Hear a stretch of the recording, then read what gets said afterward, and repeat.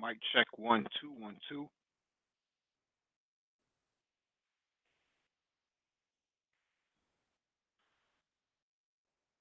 Hey, welcome back everyone to the Black Brain Trust. This is episode 224. Geopolitics. Please click the like button as you come in. Share the video if possible.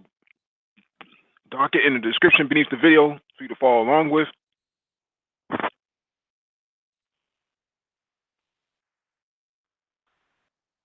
DE Raptor, what's going on? Lionel, what's going on? Bo Cobain, what's going on, brother?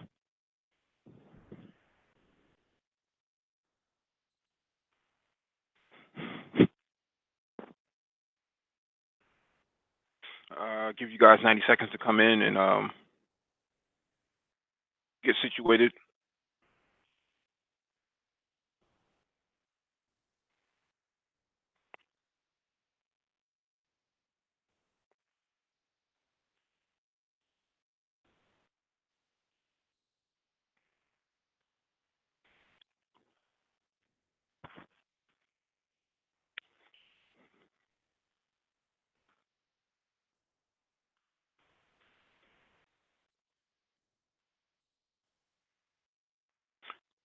I know you missed last night, man.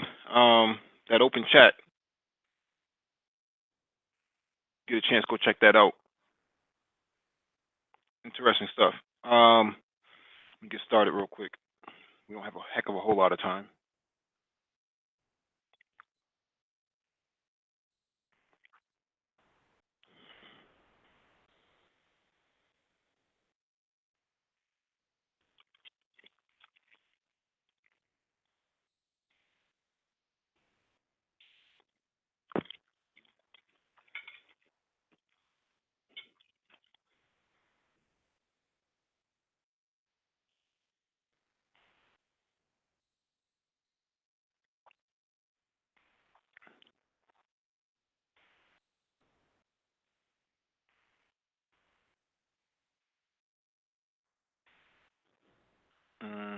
All right, so we'll get started with this first article, first item on the docket.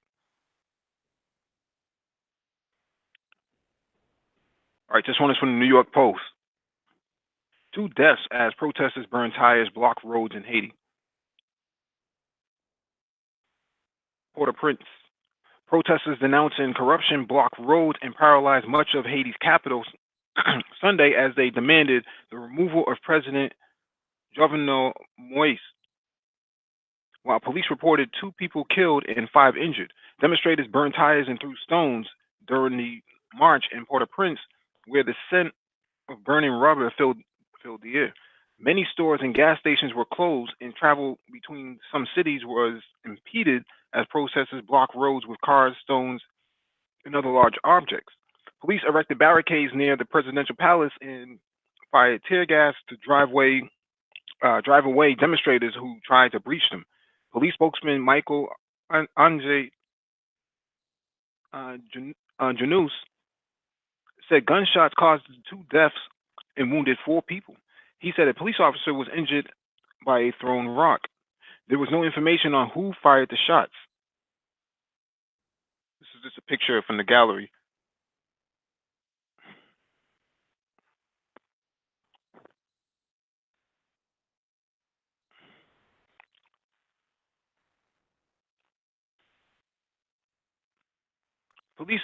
Protesters set fire to police cars and 2 buildings. He said 12 people had been arrested. Similar protests were held in Haitian cities of Jacmel, Cap-Haïtien, Saint-Marc, and Gonaïves. Demonstrators came from a wide cross-section of society, including political parties, religious groups, and community organizers. Protesters were demanding further investigation into the fate of funds that resulted from subsidized oil shipments from Venezuela under the Petrocabre program. A Senate investigation recently determined at least 14 former government officials allegedly misused $3.8 billion under the administration of former President Michel Martelly. Venezuela's collapsing economy has forced the South American nation to halt or drastically curtail petrocarburly shipments, leading to problems for power generation. Many Haitians now receive electricity for only a few hours a day. This is crazy. I'm just going through the gallery real quick so you guys can see what's going on.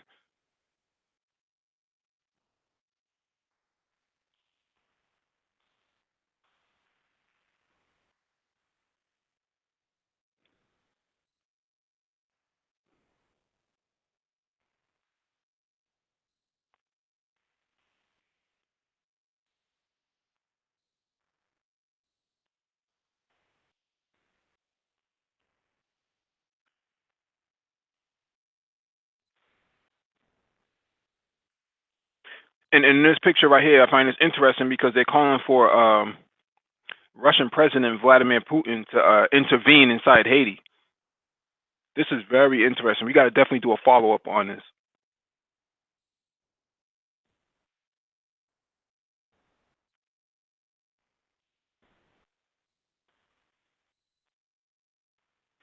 So my analysis on this is that Venezuela and Cuba and Ecuador and it's another country as well. China are inside Haiti right now. In terms of business contracts and fixing the roads and actually building infrastructure inside Haiti. And there's a desire to destabilize the country so that so that it turns into chaos, so that it's not viable for any sort of business interest down here. If Haiti was able to exploit its own resources, it would be the richest country in the Caribbean. It would look like Dubai. At least that's what it should look like. And what's happening here is that outside influence is sabotaging this whole entire agenda. And when you have outsiders, destabilizing the environment and making it non-viable for business opportunities, it basically turns into one big island of a ghetto.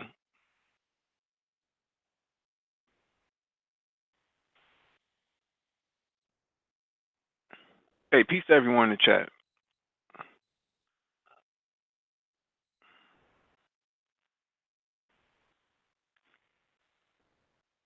Let me get to this next article.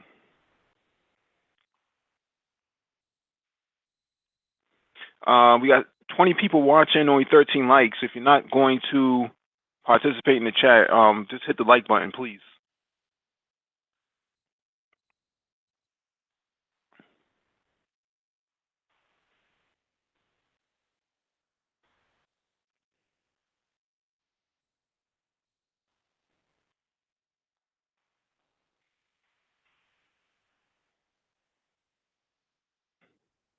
Let me share my screen again, and you guys can follow along.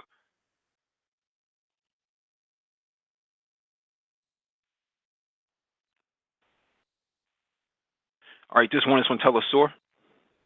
U.S. sanctions on Venezuela illegal under United Nations, OAS, and U.S. law.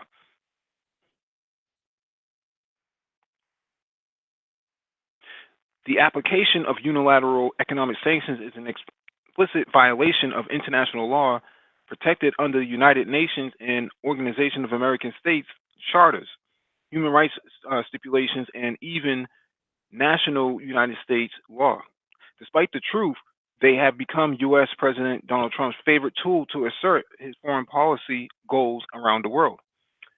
Since 2017, the Trump administration has imposed 150 sanctions on individuals and entities in Venezuela via executive orders and by invoking the so-called Kingpin Act. Their goal, as Trump has expressed many times, is to oust the democratically elected government of President Nicolas Maduro, no matter the human cost. A recent report made by Center for Economic and Policy Research revealed that 40,000 people may have died in the Latin American nation in the last 2 years because of these measures.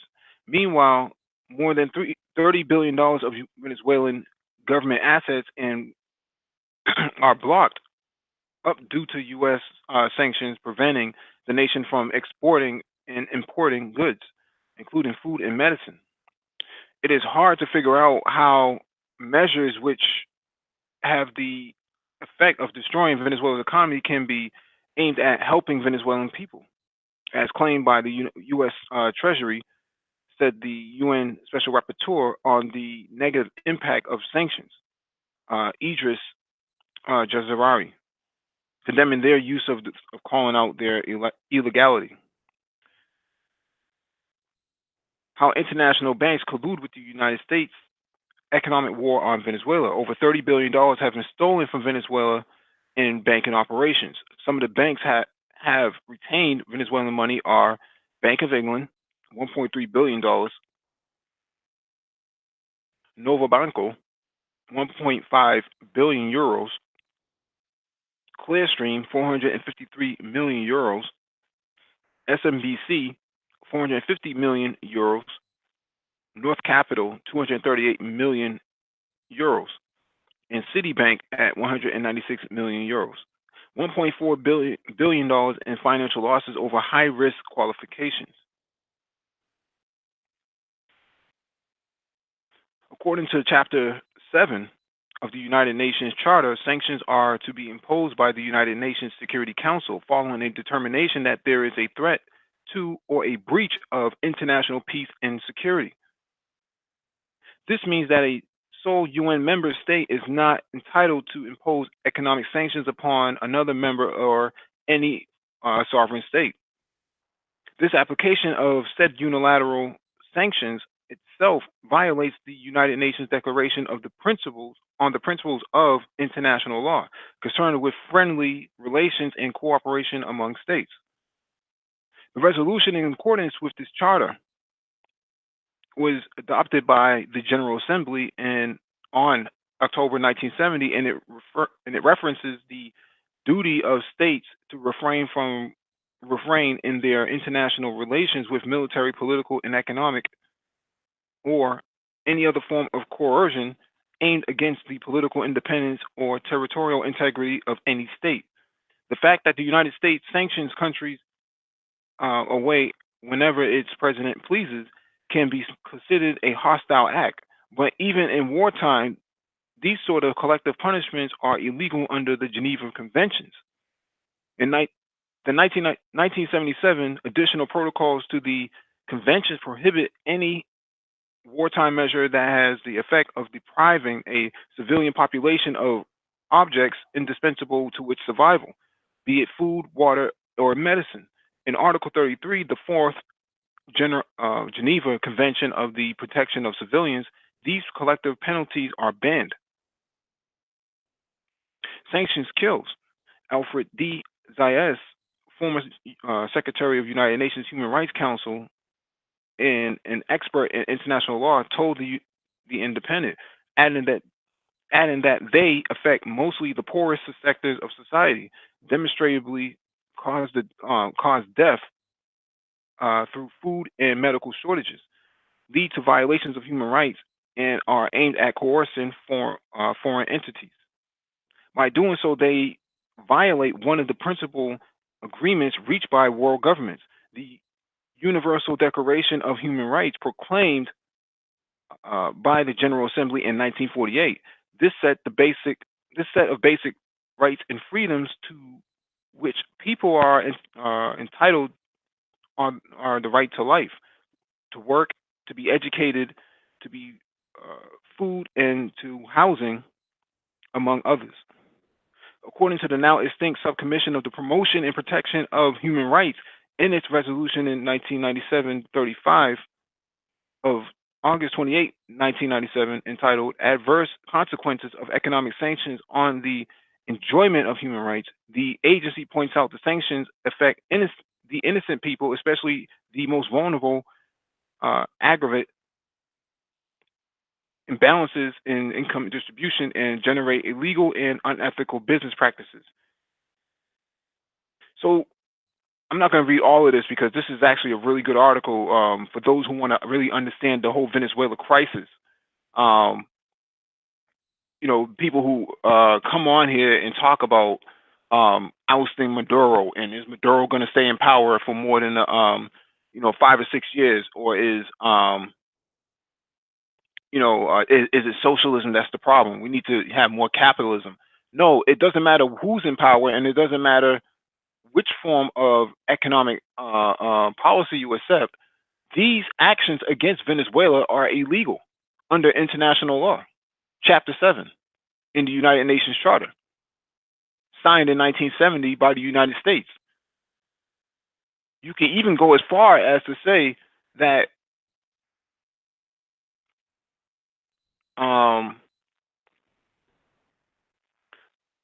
some of those some of the principles within the charter itself actually actually should cover Black people. And when you think about Black men and how don't have the right to quality education in the United States, and you think about the food deserts that are in predominantly Black neighborhoods, and then you take into consideration the right to work, right? And Black men just being outright denied for jobs, despite the fact that they're qualified more so than their white counterpart, falls under these guidelines within the Charter of the United Nations, as well as the human rights violations or human rights protection. Sorry, DE Raptor, what's going on, brother?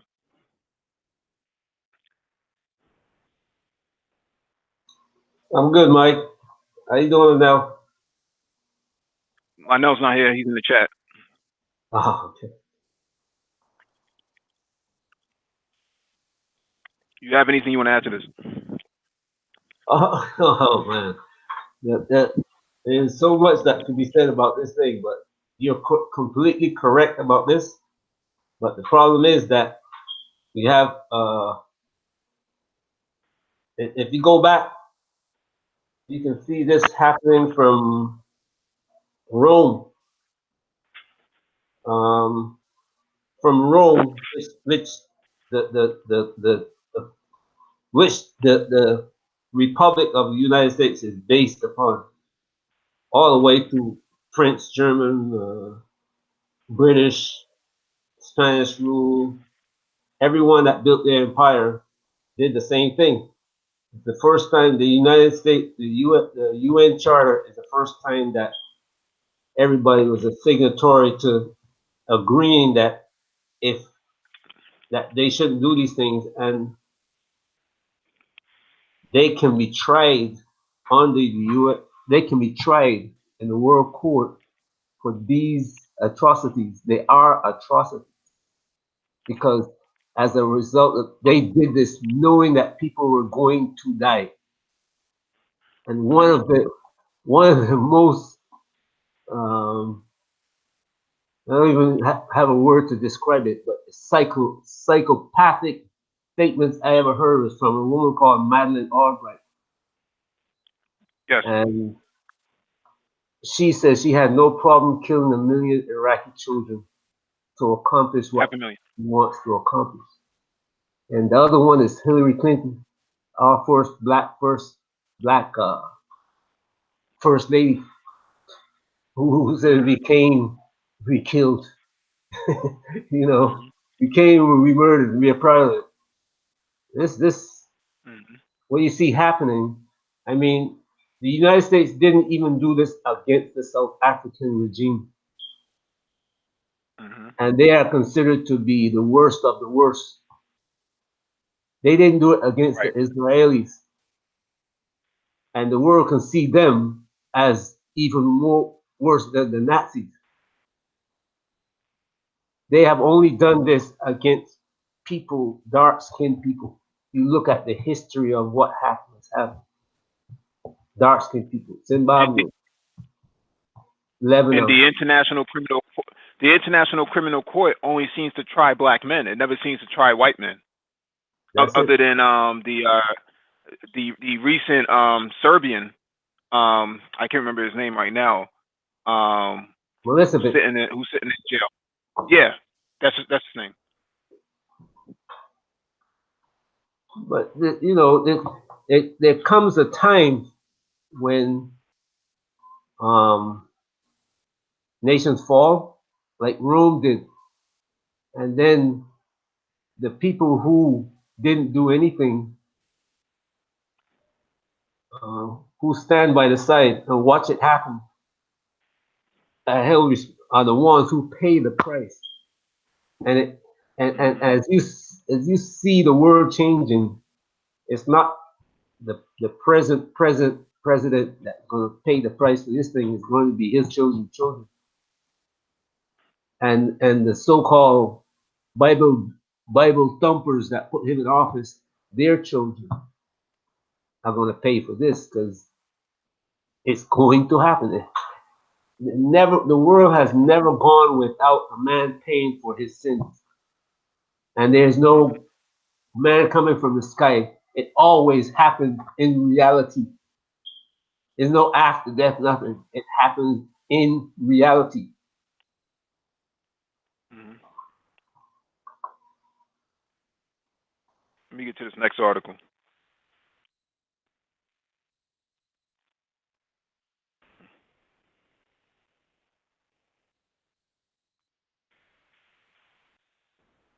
All right, this one is from AlJazeera.com.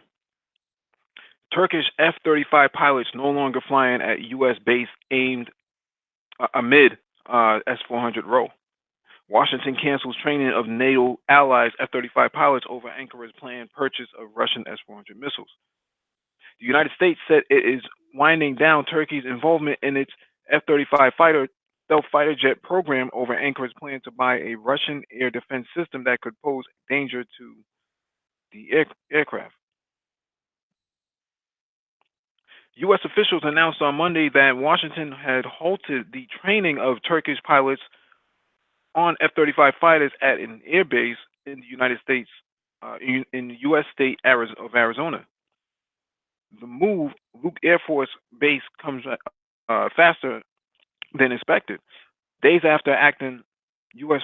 Defense Chief Patrick Shanahan told his Turkish counterpart their pilots already in the country could remain until the end of July. Washington gave Ankara a July deadline to make its decision over buying the Russian S-400 missile system. The U.S. says Turkey's missile defense acquisition from Russia poses a threat to Lockheed Martin's F-35 stealth fighters, which Ankara also wants to buy. Washington says Turkey cannot have both. On Tuesday, Russia said it plans to deliver the systems to Turkey in July. The standoff threatens to bring U.S. sanctions, which would hurt Turkey's already recession-hit economy and raise questions over its role in the North Atlantic Treaty Organization, NATO. The department is aware that the Turkish pilots at Luke Air Force Base are not flying. Air Force Lieutenant Colonel Mike Andrews, a Pentagon spokesman, told Reuters news agency. Without a change in Turkish policy, we will continue to work closely with our Turkish ally on winding down their participation in F-35 program. A second U.S. official speaking on condition of anonymity said a local commander at Luke decided last week to halt the training of Turkish pilots and maintenance crews over safety concerns. Some training of Turkish maintenance personnel continues at Eglin Air Force Base in Florida, the official said. Turkey is a partner in the F-35 program that helped fund the development of the fighter jet. It only plans to buy 100 aircraft and already owns four, which are currently on American soil and used for training purposes. So, for all intents and purposes,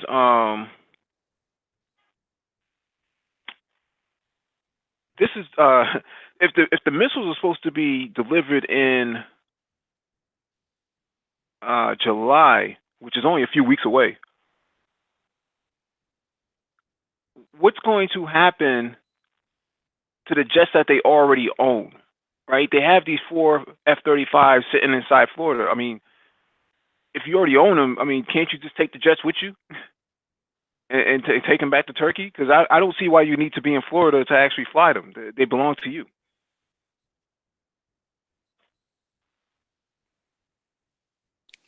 I would think the United States is saying we don't want to have our equipment coming back at us, if you know what I Hmm. mean. What's going on, Nagon? What's going on, fam? What's happening, baby? Chilling, chilling. But Nagon, you know that those airplanes are, hmm, how would I put it? We don't build airplanes unless we have the capability of taking it out because our pilots are watched more closely than we believe. Well, listen, I have no question about that. I'm just saying, you're looking at these F-35 fighters that do have some Hmm. vectored flight technology as well, some stealth technology built into them. Um, Turkey, though these are Turkish planes, supposedly owned by Turkey. They're in Florida. All right. It's easy to, now, look at what Turkey's doing. They are getting involved in, some interesting business where they're buying. Now they're getting systems from Russia as well because they do share a border with them as well. So they're playing. The Turkish folks are playing a very funky political game. And they're buying from two masters, if you will. They're playing a funky game. Um, United States is not trusting it.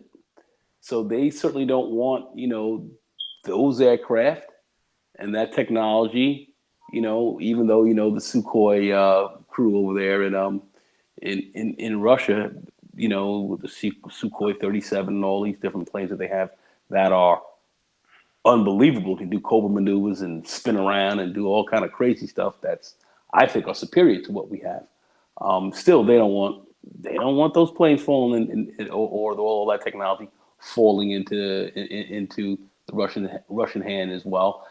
Even though we have stole stuff from Russia, I mean, they just don't want that aircraft, you know, um, for whatever reason, just getting out of our control and getting into somebody else's. I mean, that's what we're looking at. I mean, that's ultimately what we're looking at. I do believe. And yes, we may have the capability of knocking out our aircraft, but still, we don't want that technology in their hands if we can help it. And Turkey's playing a very interesting game here, and it's about their survival more than anything else. So they'll play whoever will play with them, which is quite interesting. It's a very interesting development. So it's just kind of showing you where our hegemony is and how people are kind of hedging their bets these days. Um, I don't know how else to read it. Maybe there's some other read-ins on this. Um, I certainly would be interested to hear some other opinions on that. But that's kind of my take. Mike, what are you thinking? I think that like I was saying before, I think they should take their four F-35s and take them back to Turkey where they belong. Um, Yeah, yeah, it doesn't yeah. make any sense why they're all the way in Florida and Arizona flying these planes for training purposes when if you already paid for them, they belong to you. It's not like what I mean. Is there some kind of Uber or Lyft version of flight sharing of F-35s where they they have to they have to book a flight with these things. I don't get it. So my position is that they should take their four F-35s back to Turkey where they belong to Ankara. Number two, go purchase the Su-35, the Sukhoi 35 fighter jet from Russia at half the price and call it a day. I mean, I think so, but I think it's the United States, putting some pressure to say, hey, hold on a second, we don't like what's going on. I think that's what's going on, man. I think that's what they're talking about. They ultimately don't want um, them to have those planes while they're buying stuff from Russia as well. I don't think they want that. I don't think we want it. I think that's what's going on. That's the only thing I can read. Me certainly understanding you know the technical the arms race because I remember when the Foxbat came out that the Hmm. Russians had um, Hmm. and they actually did a Su-24. yeah, they actually did a movie kind of about that. It was called Firefox, if you guys remember that. I don't know with Clint Eastwood. And the Fox bat was a serious plane, and we couldn't believe how it was. And then we ultimately, I think we got our hands on a Fox bat. I believe we did. Somehow we got our hands. I think a Russian pilot or something got hold of it, flew it over, and then we ended up designing the. I think a couple of planes came out, but the F-16, the F-14 came out of that. F-16, F-14. Yep. The F-14. Ultimately Delta Wing. Swing wing fighter. Came out of that technology, and and we developed some other aircraft out of that as well. But yeah, I think we're just back to that, man. All this rancor. I believe we're back to that again. I think that's where we're at in the arms game, and Turkey is playing both sides, and I don't believe that we like that. That's what I think. Yeah, Turkey has a major air security issue, and they can defend their beachheads because there's so many reefs that don't allow for landing craft to actually make it to their shoreline, and plus all of their industries are in the east and not in the west of the country. So all of that's closer to the border of Syria and Azerbaijan and Armenia. Whereas if you wanted to actually invade Turkey for a beach landing, you would have to come from the west, and that would be so difficult for any country to get into. They would have to carpet bomb the country, and that's what the S-400 is being chosen for. You're saying for its for its capability in that region, in that region of their border. Yeah, I mean, and I think the United States, we're having an issue with that. I think Turkey's doing whatever. There's a lot of funky stuff going on, right? As you can see, right, not only in the Middle East, but moving in there, and Turkey would be, kind of a player in there. So I'm just looking at the global political structure as to what's happening, and things pop off. Turkey could be in a pretty tight spot. So how are they going to play this? So I believe that they're looking for armaments to handle any type of situation. In the United States, I don't know how comfortable we are with some of this. I'm gonna ask you a question. Go ahead. I mean, it's just speculation, but you feel where I'm coming from, DE? You understand what I'm saying? I see your point, but let me ask you another question. If Turkey, when they get the S-400 and they have the F-35, and they have now the ability to evaluate the two weapon systems, guess what's going to happen? You're going to have a country in the Middle East, what we call the Middle East, that have the capability of turning the Middle East into a place where Europe or America can't just walk in like they did in 2001 with the two wars. Well, that's why NATO was good point, and that's why NATO was uncomfortable as to what's going on. That's why NATO was having an issue. So that's pretty clear. That's pretty clear deductive reasoning there, DE, and I have to agree. And that's a big part. As I said, we could pop off in the region. That's I will finish. You ain't getting to the question yet. The question is going to be, who is the one who is going to be scared of something like that happening? I think both countries do. Certainly the United States and absolutely Russia, because that means that you come through there. That means now you're kind of rolling up and moving into their borders, into their territory. Not really. The Russians wouldn't be scared because they're developing the 5 and 6. And they have the capability of taking out that 35, but Israel. Russia's always afraid. If you look at and they should be, because if you look at their history, last 140, 150 years, they're paranoid. They've been invaded 4 times. Yeah, but I'm just listening or understanding the Russian mindset. You could call it Soviet, or you could call it the current game here. There's a mindset there. That's not fear. That's not fear. that the Russians have. That's just. And I think that's kind of the game that they're playing. It would be smart for them to play that as well. But anyway, go ahead. I've been to Russia. I've kind of been around. I kind of see kind of how these folks are, and I think politically this is just that's just their nature. But anyway, go ahead. Let me get to this next article. Mm. All right, this one is from RT. Syria repels Israeli missile strike as IDF tries to suppress radar, state TV says. Air defense systems have been activated around Tel al-Hara in southern Syria, close to the border with Israel, border to repel an incoming missile attack allegedly launched by the IDF, state news agency Sana reports. Just as an FYI, Sana was actually removed from YouTube recently. We know who's behind that. Amid the strike on the strategic mountaintop area in the Dara governorate, the IDF allegedly waged electronic warfare against the Syrian army's radar installations, a Sana source noted. The high ground was captured by the government forces from al-Nusra terrorists in 2018 and currently serves as a crucial air defense position, according to reports. No casualties from these strikes have been reported. The attack did cause some material damage, the agency reports, citing military sources that blamed Israel for the aggression. This is a map on Twitter that was posted of where this happened.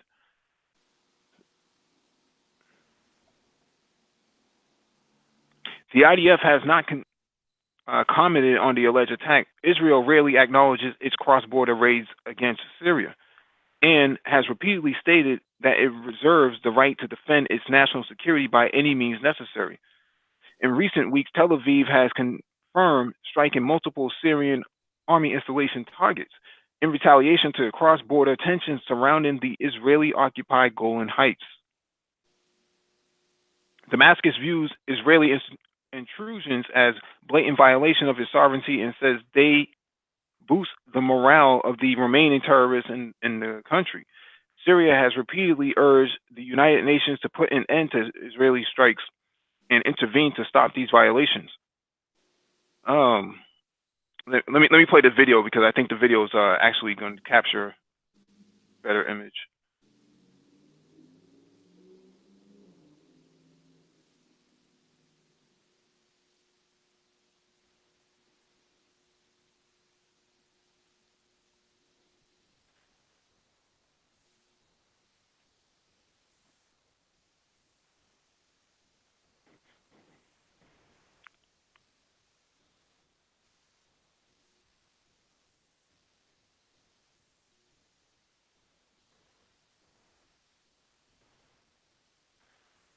You can't hear it, but there's sirens going off in the background that alerting them on the raid happening. So another day, another Israeli strike against Syria, and no one does anything about it. Doesn't even speak up.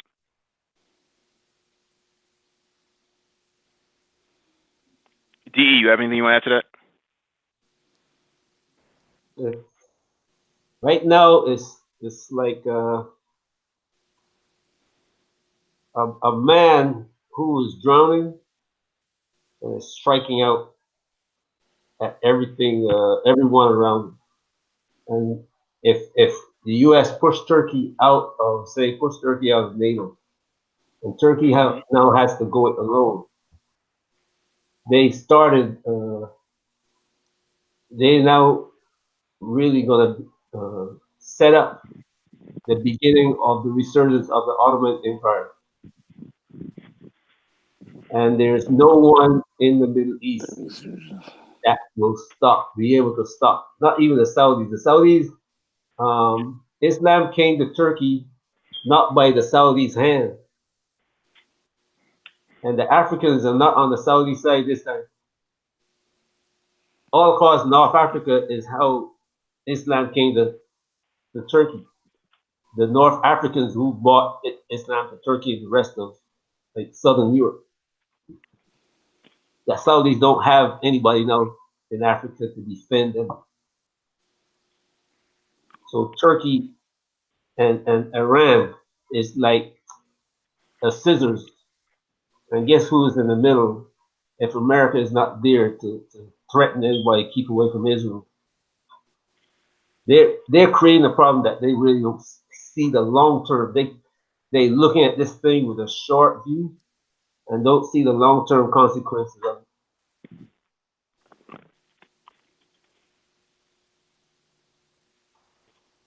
Nagon, you got anything you want to add to this? I think the old Soviet Union, the Soviet, they're gonna be playing a pretty heavy role there. The re-annealing of the Ottoman Empire, where two major wars really helped to settle that issue out, was first the Crimean War of 1853 to 1856. I think it ended March 30th, 1856, on a Tuesday.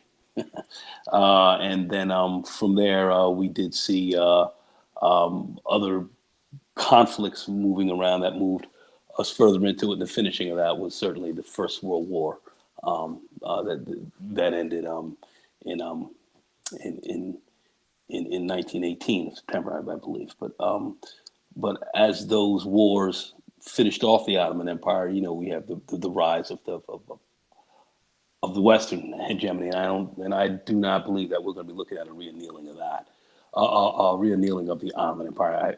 I definitely don't see that coming up. Israel is playing a very dangerous game, and I think, just looking at the dynamics that are going on there, this could be a huge tinderbox, which could create huge problems for both sides. So I don't see this conflict hitting the way some might want it to hit. But I do think that we will see some things that might change some of the political dynamics. So that's something that I'm actually looking at right now. The political and economic game at this stage. I'm looking really more at that. Looking at economies playing a little bit more, but I'm not warfare.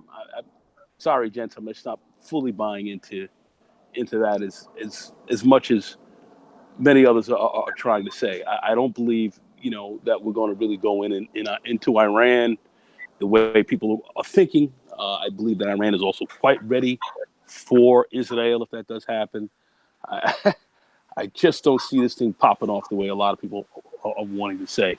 Um, Too much to lose right now, and I'm going to just maintain that view. I don't, and I'm sure there'll be those who say I'm wrong, but that's that's just how I'm looking at this, and I'm trying to keep it very simple. I'm not trying to, get very complex. I'm just trying to keep this very simple right now. From an economic and political perspective, this is disastrous. So I don't think this is going to happen at this stage. And I just cited two critical wars that actually led to this to the Second World War, which which was played out, and now we're dealing with the aftermath of that as well. So um, that's that's my that's my quick breakdown on this. Mike, what do you think? My perspective is that if you look at the map, I don't have it up right now because I already Mm-hmm. closed off the window, but the map shows that Israel is trying to move into Syrian territory as much as possible, deeper into Syrian territory. Now, Yeah. Syria is so bogged down that they really can't respond to any of these Israeli aggressions, and the more and more that they allow Israel to creep into the territory, they continue to occupy it, like the Golan Heights. So if Syria continues to lose territory and Israel keeps eating it up, especially the good areas, because these areas that Israel is occupying has all the resources that Syria actually needs um, in order to benefit them. And two factors play into this strategy: the Euphrates River that runs Tigris from and Turkey Euphrates. all the way into the Turkey the river that runs from Turkey into Syria is actually a lifeline for Syria to survive in its eastern region. In its western region, Israel is occupying the Golan Heights, which has all the resources that it needs. So at some point, Syria is going to have to respond to two of the issues. One, if push comes to shove and Turkey decides to cut off the river, the flow of the river down into Syria, they don't have the military might to take on Turkey. So they're going to have to fall back to their alternative resources, which is that and the Golan Heights, and that's being occupied by Israel. Somebody's going to have to grow some balls inside Damascus and say, enough is enough, and we're going to have to take one of these territories back. So you think they're putting so you feel that they're putting how would I say, Syria in a pincer move, kind of squeezing them on both sides and leaving Syria with really no real option but to have to swing out and fight Israel? Is that what you're saying? Yeah, to goad them into a fight and make the U.S. Do the dirty work for them. I don't think the U.S. is going to do it. I think that you'll probably see Israel sending their volunteer soldiers, which is what they do in Gaza. So a political and what happened, and then so a political solution. What happened in two? Yeah, they're gonna try to settle for give Israel's hoping that Syria will give the territory to them in a political solution, but that's never going to happen. No Arab leader would consent to something like that.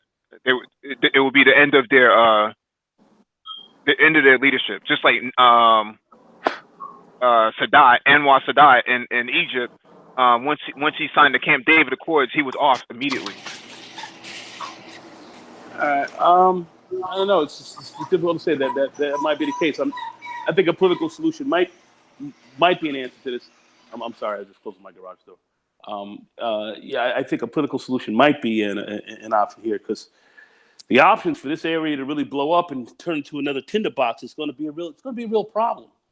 I do see, we got some very poor leadership and poor vision here from the current administration here. So I don't know how these guys, are going to just going to sit back and just let this go on. That would be disastrous. So, I do look at Israel as very much as a rogue state, doing much of whatever that they feel they want to do and push Israeli hegemony in the region for sure, and and have no caring about anyone. But this is problematic. This could be a very problematic situation. So we're gonna have to go ahead, DE. Go ahead. I don't agree with you this time, because if you look at World War I, World War II, the only time that the Europeans came together to find a political solution to their problem was when they chopped up Africa. Well, that was economics as well.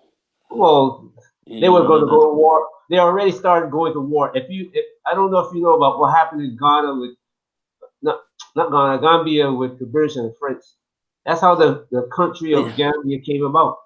This little slither of land right in between what is Senegal. That was a settlement with the British and what's called. And then they went on to do the same thing throughout Africa to avoid war between all of them. If they had gone to war in Africa, they would not have been a World War I in Europe.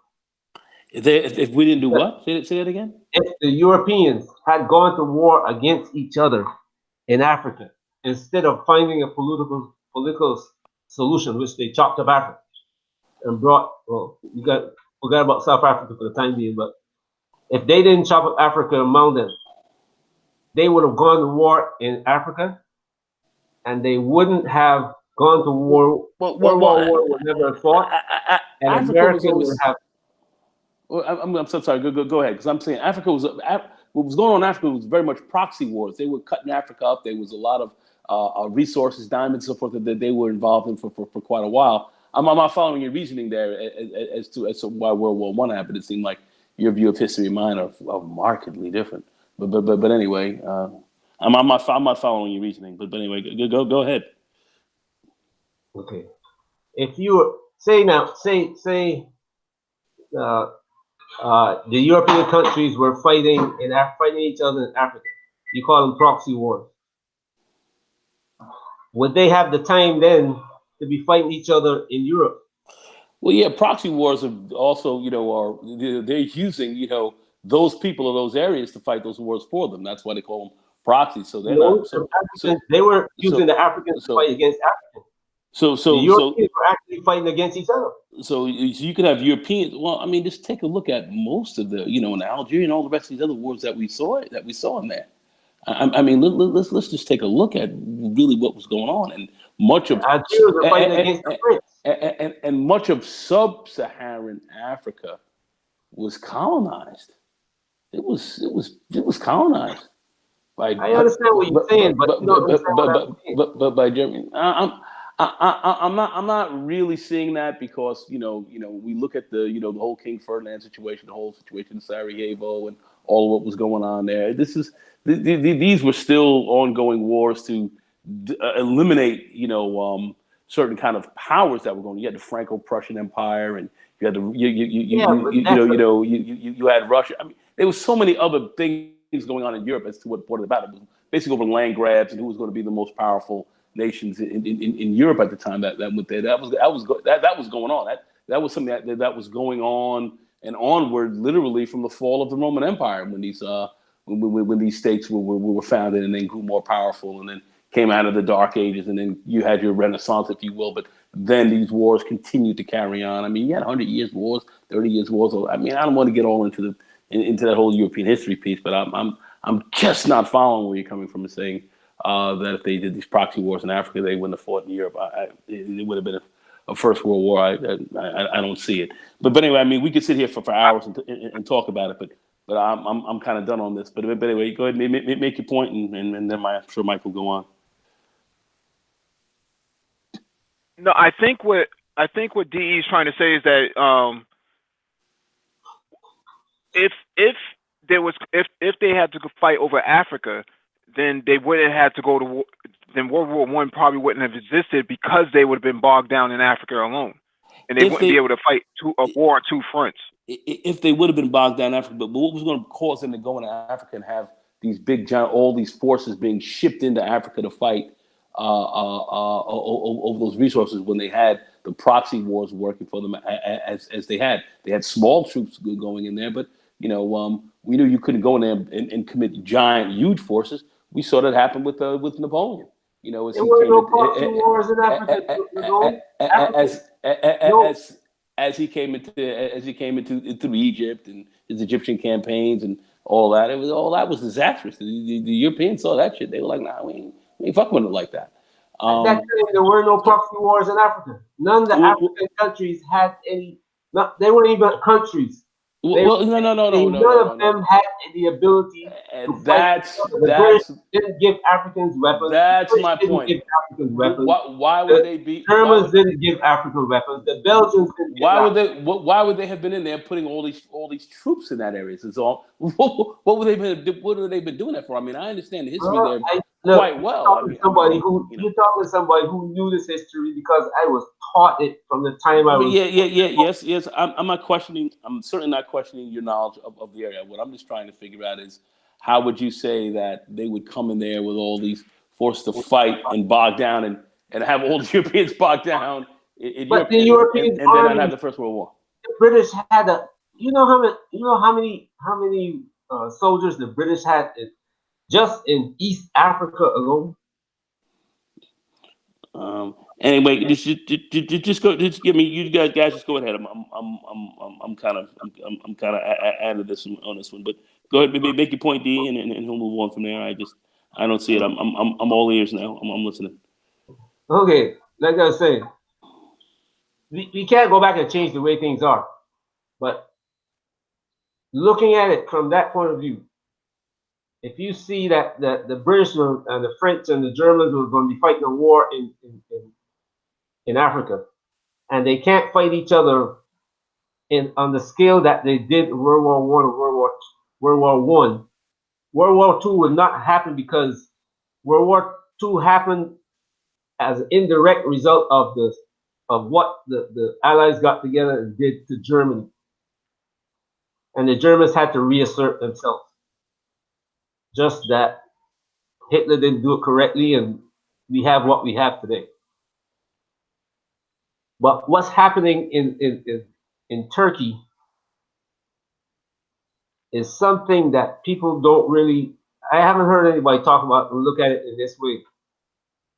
But from the moves I see being made, is that if you push, it's like the U.S.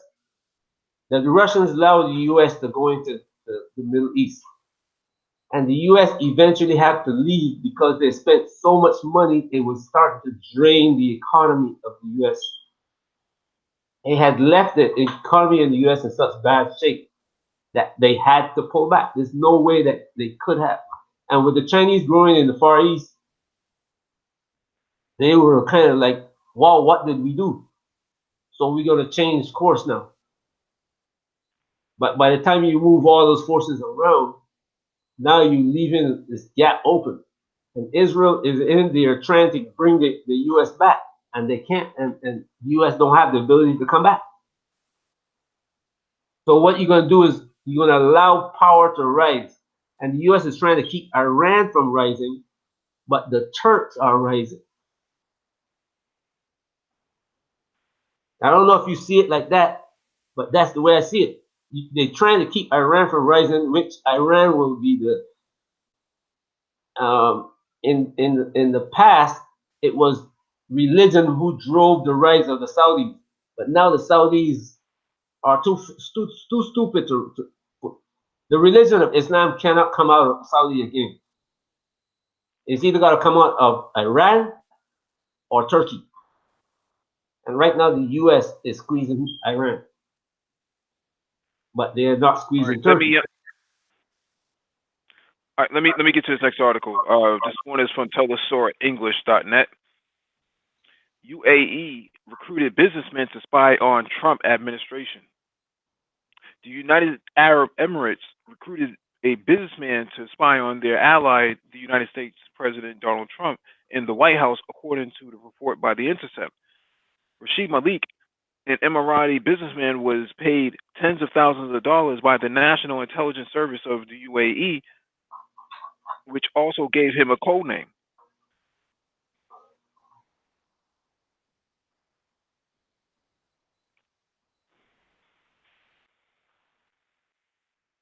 He was gathering information on Trump's Middle East policy and reporting them to the UAE intelligence. His role as a businessman provided him a proper cover. Malik's Malik's was interviewed by members of Robert Mueller's team after his name was propped up for illegal donations to Trump. They were also probing him for being part of the legal influence scheme. However, the U.S. intelligence concluded that he was a paid intelligence source for the UAE throughout 2017. He was paid to report on issues that would affect the UAE, such as Trump's attitude towards the Muslim Brotherhood. The UAE, the U.S. stand on the conflict of the Saudi on on the conflict between Saudi Arabia, the UAE, and Qatar, and meetings between U.S. officials and Saudi Crown Prince Mohammed bin Salman (MBS). It is illegal for anyone other than diplomats or consular officials to operate on behalf of a foreign government without notifying the U.S. Justice Department. Interesting. Ali Shamsi, the director of the Emirati National Intelligence Service, was overseeing Malik. An anonymous source who knows Shamsi told The Intercept that he's more than just a spy. He's also a discreet messenger, the UAE Crown Prince Mohammed bin Zayed Al Shamsi and the Emirati government clearly think they can influence Trump by doing business with him. A source said, who is familiar with the UAE intelligence operations. In the past, UAE has recruited business people and wealthy citizens to carry out intelligence gathering for the government, according to former U.S. intelligence officials.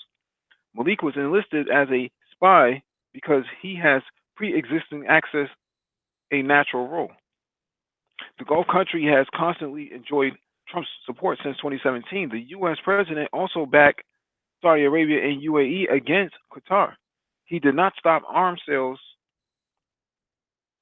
to the Gulf countries, even after facing pressure from Congress after Saudi Arabia killed Jamal Khashoggi, a descendant Saudi journalist. This is interesting.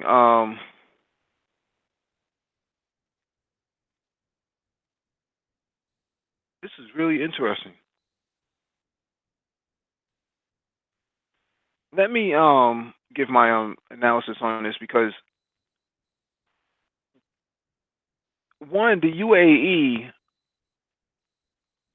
as a nation state should be penalized for this. One, because they interfered in the democratic process for the United States under Donald Trump, and two, they're spying on their allies, which is what everybody does, but they got caught anyways, according to the Intercept in this article. So how is it that these guys are not being taken to task?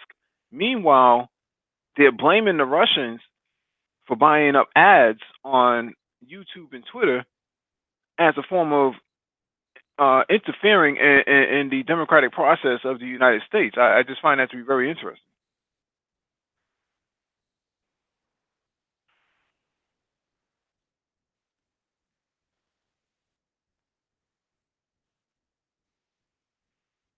DE, you're muted. Um, if you if you had if your neighbor was gonna, okay, let's put it straight.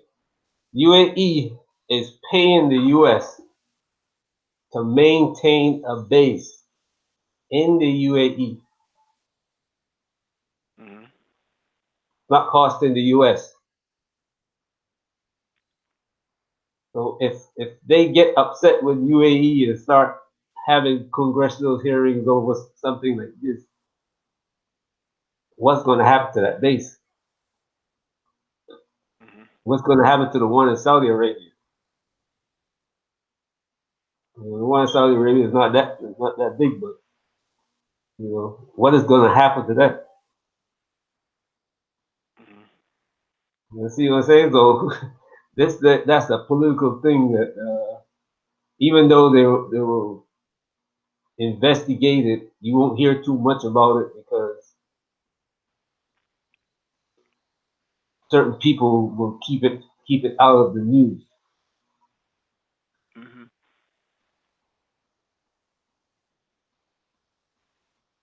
Nagone, you have anything you want to add to this?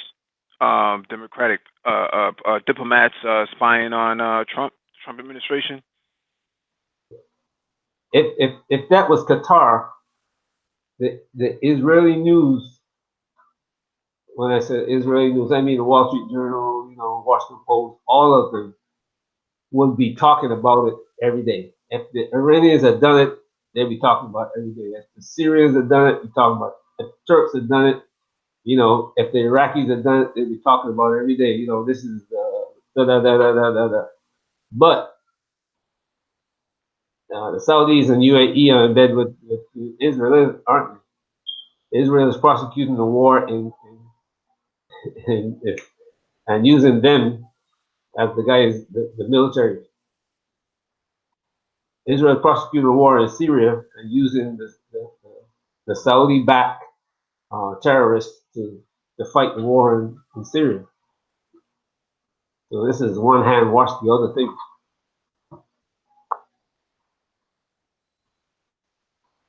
Yeah, I think Nagone has stepped away, so we'll have to move on to the next article.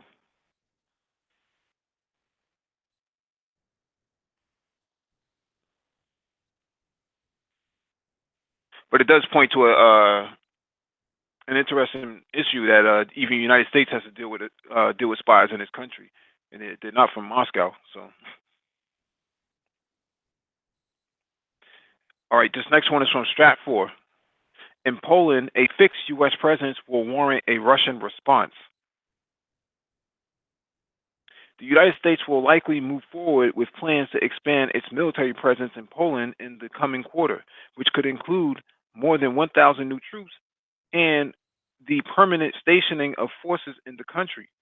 While Washington's presence may not come in the form of Warsaw's proposed Fort Trump, it will nonetheless establish a more fixed measure of U.S.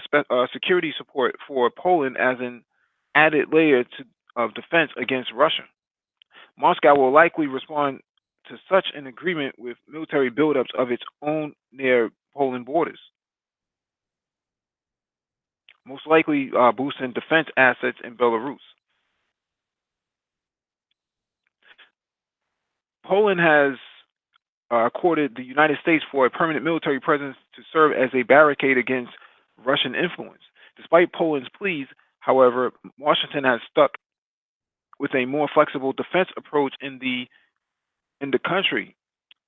But that may soon change now now that U.S. President Donald Trump's at the helm. For more than a year, the United States and Poland have been in talks over such an agreement, which Polish officials have indicated could be finalized by as soon as September 1st. However, such a fixed U.S. presence near Russia will undoubtedly spur Moscow to ramp up its own military presence near Poland's borders, placing Warsaw squarely in the middle of Moscow and Washington's increasingly heated great power competition. Located on the front lines of the Russia West buildups in Central and Eastern Europe, Poland has long sought an increased security commitment from the United States, despite its uh, accession to NATO in 1999. The country still lacks the kind of large fixed NATO presence that Western European states such as Germany and Italy have. Thus, Poland still feels vulnerable to Russian influence, and the 2014 conflict in the Ukraine, during which Russia annexed Crimea and supported a separatist conflict in eastern Ukraine following the Euromaidan uprising in Kiev, only confirmed these fears. While Ukraine isn't a NATO member like Poland, the tumult nonetheless hit close to home by showcasing Russia's willingness to take military action against Western interests in its borderlands, providing a stark reminder of Warsaw's own exposure to Moscow. But on the other hand, the Ukrainian conflict also provided Poland with an opportunity to leverage its position on the front lines of the Russia West standoff.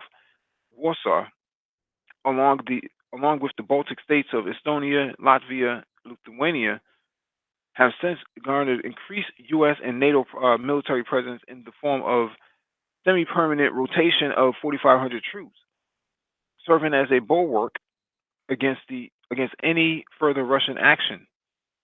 These forces have since engaged in larger and more frequent land, air, and sea exercises in recent years, boosting the level of defense commitment to these frontline NATO states. Nevertheless, such a deployment has not satisfied Poland's desire to have a permanent U.S. military presence on its soil, but the election of Donald Trump in 2016 has since presented Warsaw with a new opportunity to achieve this goal. Over the past 3 years, the Polish government has positioned itself as a key backer for the U.S. initiatives concerning NATO and the European Union. Trump has insisted that NATO countries spend at least 2% of their gross domestic product (GDP) on defense, which only Poland and a few other NATO states have so far met. In the past year, Poland has also aligned itself with other key priorities laid out by the White House, including supporting U.S. sanctions against Iran, increasing purchases of U.S. natural gas, supporting U.S. efforts to thwart the Russian-German Nord Stream 2 pipeline, considering borrowing Chinese tech giant Huawei from developing Poland's 5G infrastructure per Washington's demands, and increasing the U.S. defense purchases including plans to buy fighter jets.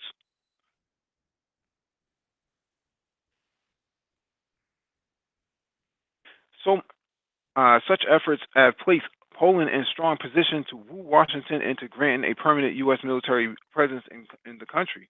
During a meeting with Trump in September, Polish President Andrzej Duda offered the United States $2 billion in financing for a division-sized U.S. base by Vistula River and on Poland's eastern border, even suggesting to name it Fort Trump. In the months since, negotiations over a permanent U.S. Presence in Poland have quickly progressed. With U.S. officials indicating a different format for military cooperation between the two countries. Instead of constructing a single large military base, Washington has proposed to disperse U.S. troops across various existing bases in the country. So this is a map of Poland in between Belarus and Russia. If there was to be a conflict, Russian troops would quickly surround Poland's north and south by routing themselves through the Ukraine and busting right through Poland's Orziaz eastern region. You could also see that Russia has Kaliningrad, which is right next to the country as well, and they can easily penetrate from the north and make their way right into Warsaw if they have to. Whether it's tanks or on foot, they can actually make their way into Poland. Poland is pretty much surrounded by would-be hostile enemies. Rightfully so. You should move into a better neighborhood. Under this plan, Washington also offered to construct a NATO weapons depot in Powidz, which was initially proposed by the administration of former President Barack Obama, along with the deployment of additional 1,000 to 1,500 U.S. military personnel to the country. And while this is a far more modest proposal than the one originally presented by Poland, it would nonetheless fulfill Warsaw's long-held desire for a fixed U.S. presence. That said, regardless of the specifics of Warsaw and Washington's potential new defense agreement, any increase in the United States military position in Poland, no matter how small, is bound to prompt Russia to build up its own military position. One potential site for such a military buildup would be Belarus, which is already one of Russia's key defense partners as a member of the Moscow-led Collective Security Treaty Organization. Russia has long eyed its western neighbor as a spot for expanding its military foothold, especially in the form of an air base near Belarus's border with Poland. Thus, permanent stationing of U.S. forces in Poland, no matter how small, could provide Moscow with just the motivation it needs to act on such efforts. However, despite Belarus's strong military ties with Russia, Minsk has so far resisted the idea of opening a Russian military base on its territory. This is partly due to Belarus' long-serving president Alexander Lukashenko, who has sought to preserve the country's autonomy from its domineering eastern neighbor. Since the 2014 Euromaidan uprising in Ukraine, Belarus has tried to position itself as a mediating force between Russia and the West, as opposed to just being a pawn in Moscow's global strategy. As a result, Belarus has served as the main site for negotiations over the Ukrainian conflict, producing the Minsk Protocol truce. Lukashenko has also leveraged the conciliatory position to ease Western pressure on his own government, allowing Minsk to even squeeze out economic concessions from Europe and the United States. That said, new U.S. A new U.S. Foothold in Poland could very well change Belarus' considerations. Such a military presence would be close to Belarus borders, posing a more direct threat to the country. Indeed, in late 2018, Lukashenko warned Polish Foreign Minister um, Jacek Sapowicz that Belarus and Russia would have to respond to Warsaw's proposed U.S. base, adding that the two countries would be forced to deploy something to counter Warsaw and Washington. The president's warning suggests that a Russian air base in Belarus is indeed on the table, and that Minsk is willing to prioritize its own security interests over its burgeoning outreach to the West.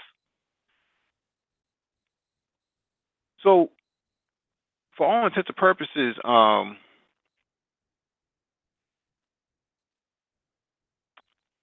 this could be the straw that breaks the camel's back. Um, why the United States feels that they need to be in Poland is something that I don't understand. Let the Polish fight. Let them do the bidding. I don't see why you have to lose American soldiers in a part of a theater that you're not going to win anyways. I don't care if you put. I don't care if NATO, if Estonia, Latvia, and Lithuania joins NATO.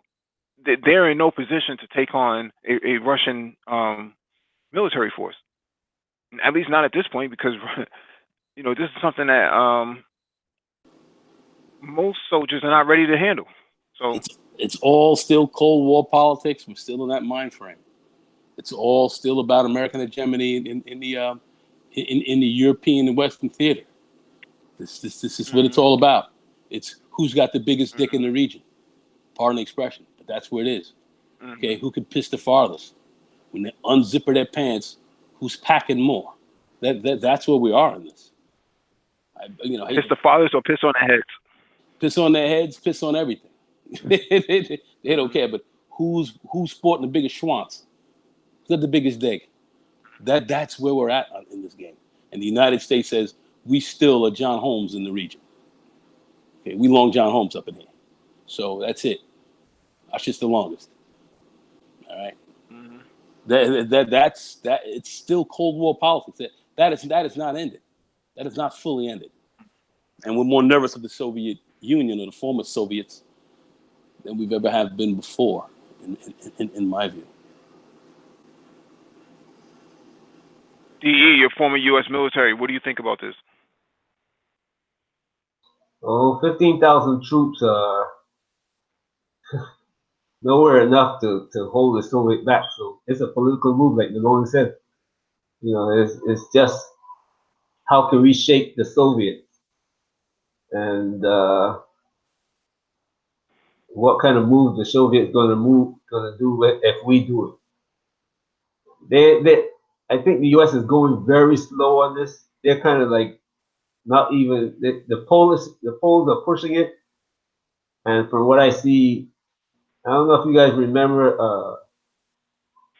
Yahoo went talking to the Polish Prime Minister, was it earlier this year or end of last year? So there's something else going on behind the scenes there. The U.S. is trying to keep the Russians, kind of like agitated. They don't want to do it in your face like how the former Secretary of State was doing it, like going into Ukraine. They don't want to do it like that, but they're still trying to poke the bear a little bit. You know what I'm saying? Like Nicole said, it's still trying to poke the bear. That's the way I see it.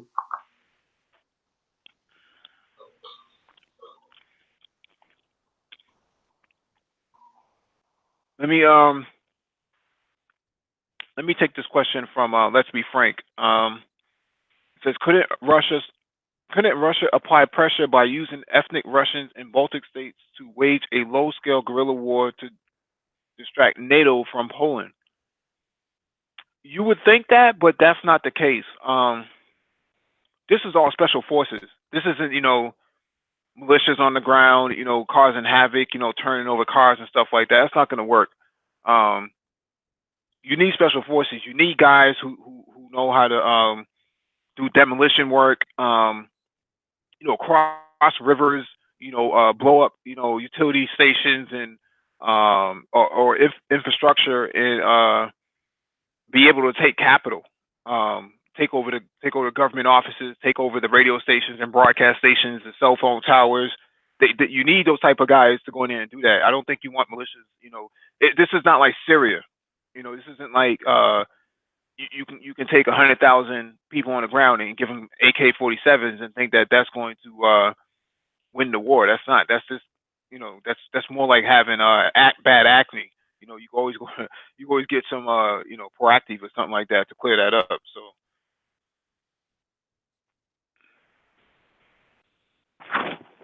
As far as that question goes, he's got to look at what Russia is going to lose or gain from this.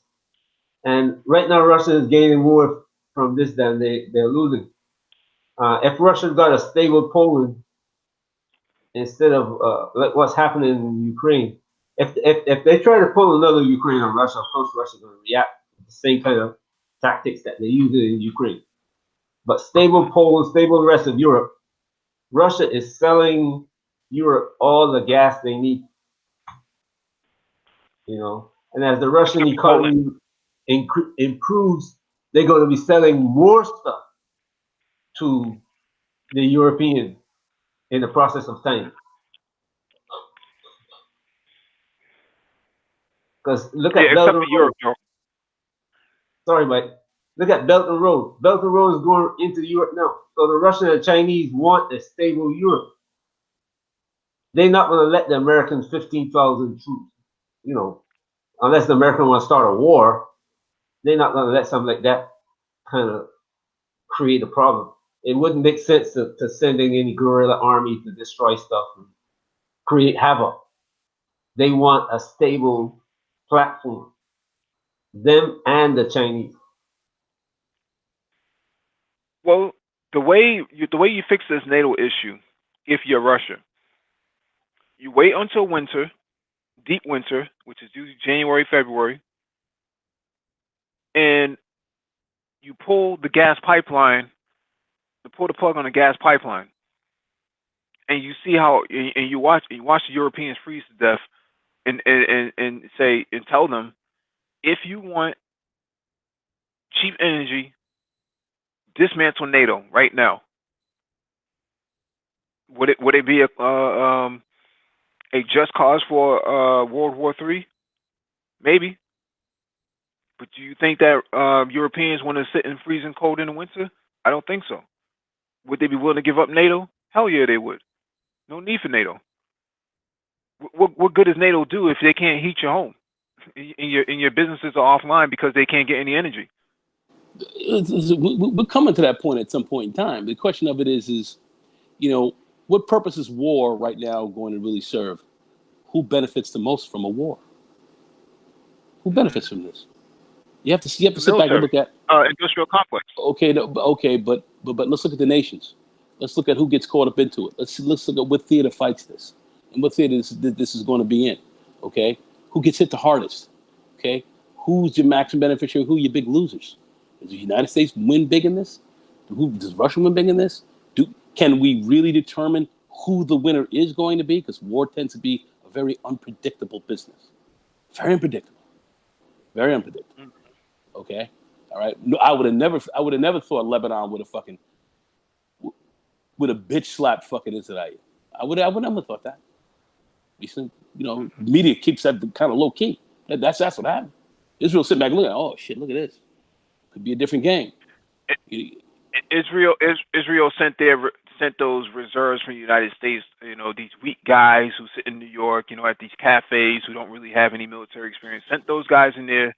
They got their asses handed to them. They were even running back from the war, from the fight, back into Israel, saying, "I'm not getting involved in this." And that's one of the reasons why their offensive line collapsed.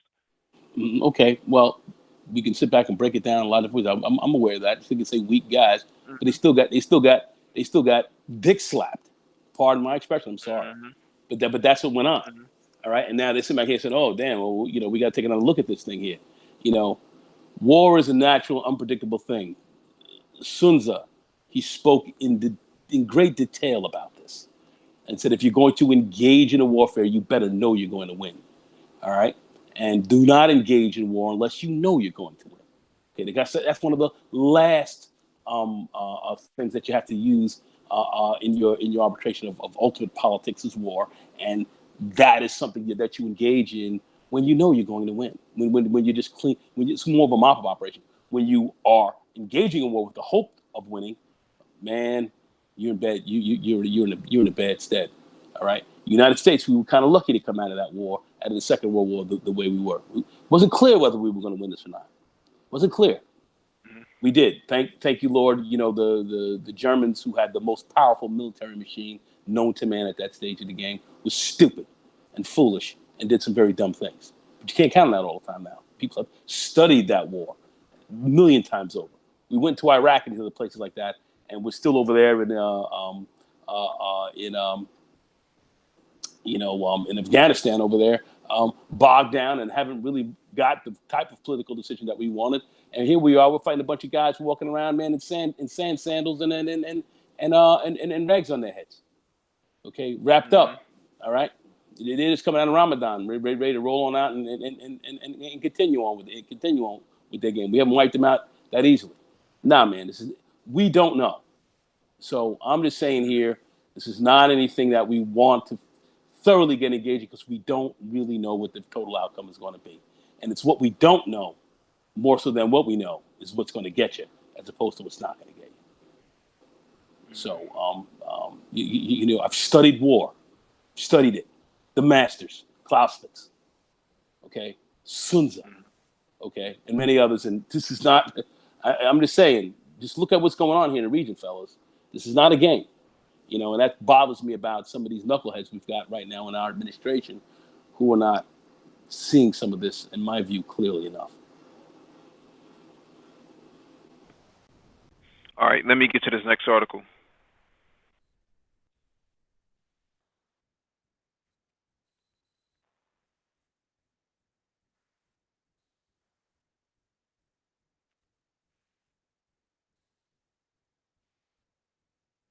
All right, this one is from the Asia Times.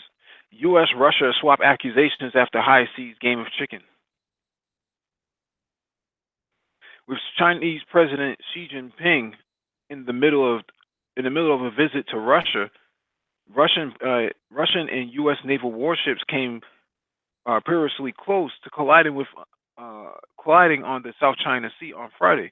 Russia and the United States on Friday accused each other of dangerous maneuvers after their naval ships came close to the collision eastern of the East China Sea. Russia's Pacific Fleet said that the U.S.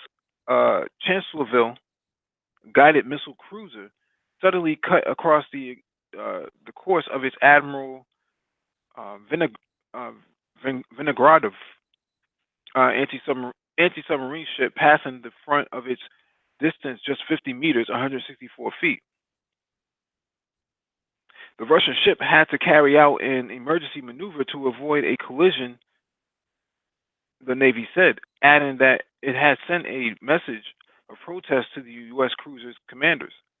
Admiral Viktor Krashnik, uh, Krashenko, Russia's former Navy chief of staff, accused the U.S. of hooliganism in the comments to Interfax news agency. But the U.S. 7th Fleet later attributed the incident to an unsafe maneuver by the Russian ship, which it said had accelerated from behind to sail within 50 to 100 feet of the Charlottesville, putting the safety of her crew and ship at risk. Here's the video, so you guys can see for yourself.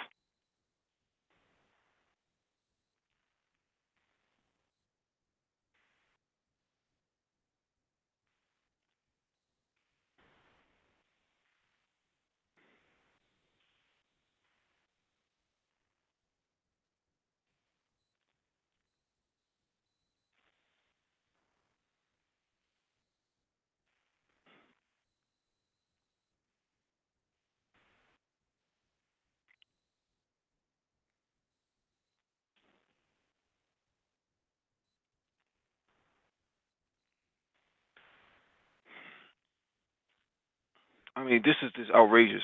Um, Ships don't slow down like cars. It's not like they fishtail, for lack of a better pun, like a car does and comes to a stop. Those ships keep going, especially at that weight. I think those ships are probably pushing anywhere between 100 to 400,000 tons. And they don't stop on dimes either. They don't stop Yeah, on a dime. yeah. I mean, you're in Russia's backyard. I assume that you know, this is not going to be easy for it's not going to be easy if you plan on walking into their backyard to have a fight. You can't really justify. Whoa, they made you know hostile maneuvers. Well, that's like somebody sitting in their backyard sunbathing, and you got a problem with them just being in their own backyard. Well, if you don't like it, then you should probably leave, right? That would be the logical position to take. D, you have anything to say about this? I'm looking at this thing and I'm saying, wow, that's people don't see this every day. You know, you don't normally hear about it until the U.S. has a problem that it can't solve or gets into a situation that it can't control. And Trump is for the last, I'd say, year or so. Not only Trump, but the Democrats did too. You see news in the newspaper or video online or nightly news where the Russian um, bombers are flying down the west coast or east coast, and F-16s or F-22s are on their wing. They're trying to keep Trump's problems out of the news, trying to keep Venezuela out of the news, trying to keep things that they don't um, want being seen. What's going on? You know. But this is a daily thing. I mean, I don't know how many airplanes I've seen with damaged wings that came back. One Russian fighter just got right up on the wing of a F4, F-16, F8, F-18, and just raised his wing and damaged the wingtip lights or the wingtip on one of our airplanes. I don't know how many these ship collisions at sea that we don't hear about. But sometimes we want to put it out because we want to make the Russians, most of our people at home, the image of the Russian. But this is something that happens every day. You see it. I mean, if you're in the military, you see it. You talk to people who are in the Navy, they'll tell you, this Russian ship coming across our bow. That's You that's take that's, that's, pictures of that's, that's very accurate. it. You take pictures of it. They taking pictures of us and we take pictures of them. Submarine surface right, I mean, in front of us. And we had to make this maneuver to avoid it. They're taking pictures of us, and they're taking pictures of them. Flying, the F-22 comes up, take pictures of the Russians there, the two of them talk one another, and then they wave wings and go a different way. Yeah, Pilots literally talk to each other. How you doing there? Where are you guys from? Yeah, we from the far north. We from this part of Russia. We're on a training mission down. That's what they talk. That's how they talk to each other. I mean it's pretty funny because my both my fraternity brothers and my roommate from college, uh, they were both in lieutenant colonels in the Air Force and one in the Navy, and so all my friends are deeply ensconced in this business. So I've come across a lot of pretty critical information because my friends are guys who are very high up in the game, and what you're talking about is goes on regularly, and there've been a lot of things that go on that people would never hear about. So that's 100% accurate, 100% bottom line truth.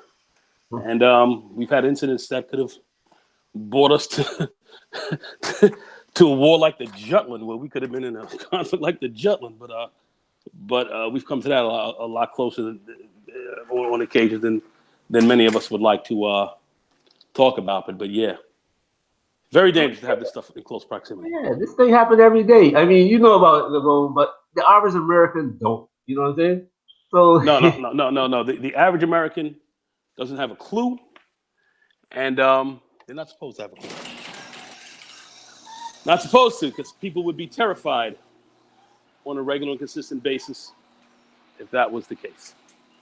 It would be, it would be, it would be pure terror, pure unadulterated terror. I don't know what else to tell you, but man, folks would be afraid. All right, let me get to this last article from Stratfor.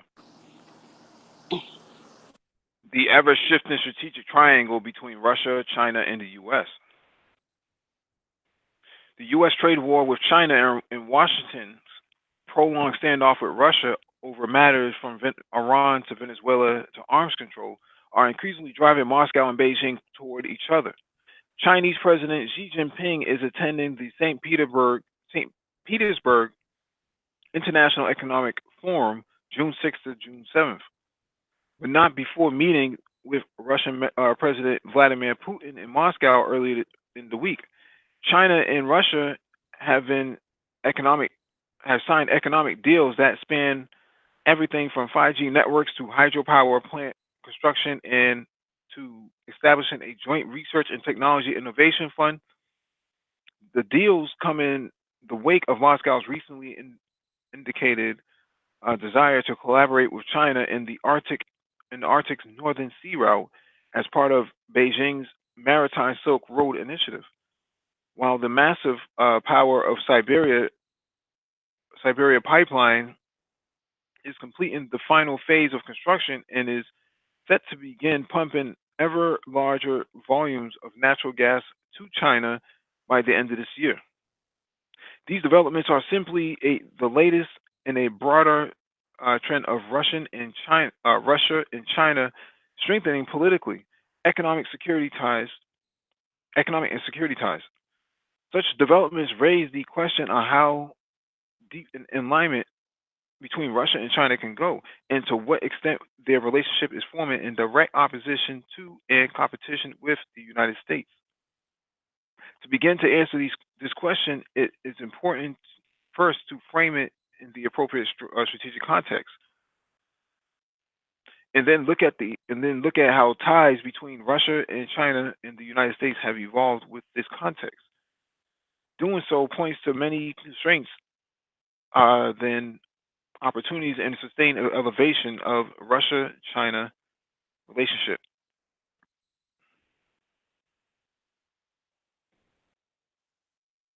The end of the World War II marked the emergence of the United States and the Soviet Union as the two primary global powers, while also marking the founding of the People's Republic of China in 1949. This development ushered in the inherent strategic triangle relationship among the three countries, meaning that relations between any two of these powers would necessarily be shaped by the strategic interests of the third power. The strategic interests include neutralizing and dominating their respective peripheries while projecting outward and pushing their own respective vision of global order, producing inherent contradictions and driving the so-called great power competition between them.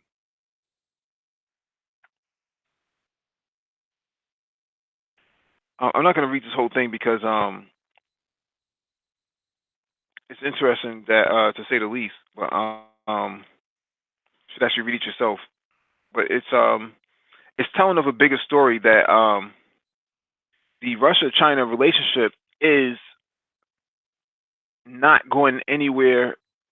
It's not. It won't be over soon. It's going to be here for a long time. Probably long beyond Putin's tenure in office. His tenure in office ends in 2025. So you know, these are plans that are going long into the future. Probably talking about 2050, 2060. You have anything you want to add to this, DE Raptor?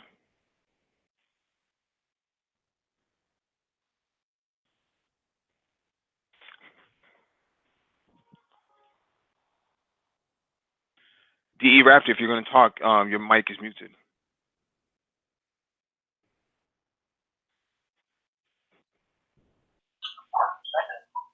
Oh, sorry about that.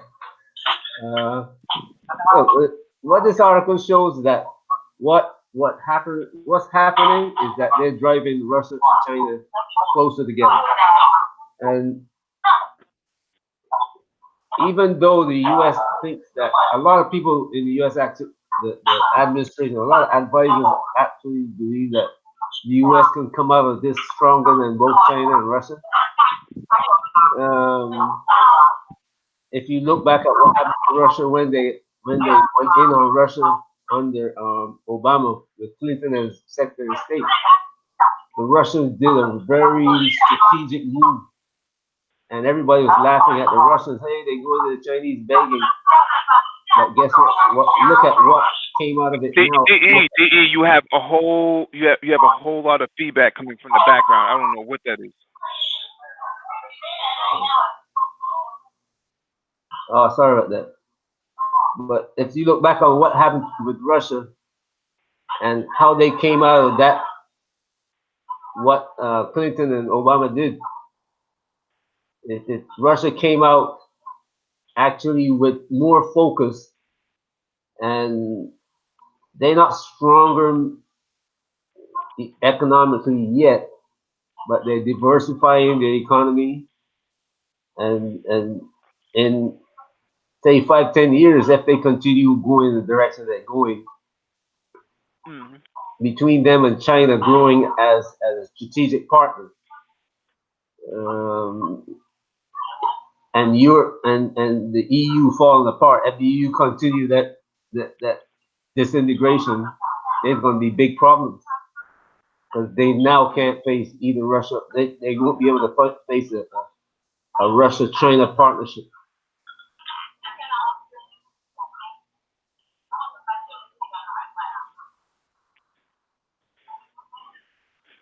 There's a lot of feedback coming from you, DE. There's a lot of feedback coming from you. My take on it is that yeah, you say Russia or China, but what happens to the other countries, right? It's not just Russia and China alone. You have Mongolia, you have Iran, you have Azerbaijan, you have Armenia, you have Syria. Syria still has considerable amount of troops to put up a fight, and you have Russia inside Africa.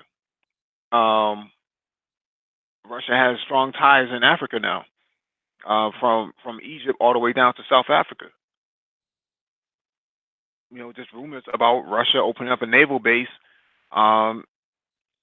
in Angola.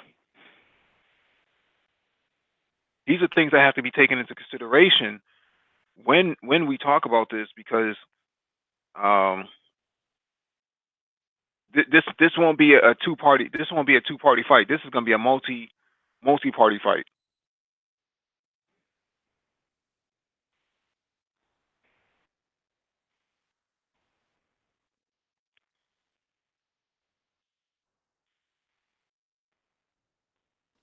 Yeah, this is going to be a multi-party fight, but you got to look at the strongest partner. It's only as good as the strongest link, as people say. You know what I'm saying? A chain is only as good as the strongest link. And right now, those two are the strongest links in this chain. The other guys, even though they are rising along with Russia and China, they're not there yet. You know what I'm saying? You got India, that India is not even. They take on Pakistan, and it's almost like a draw. So you got to look at Russia and China together instead of everybody else.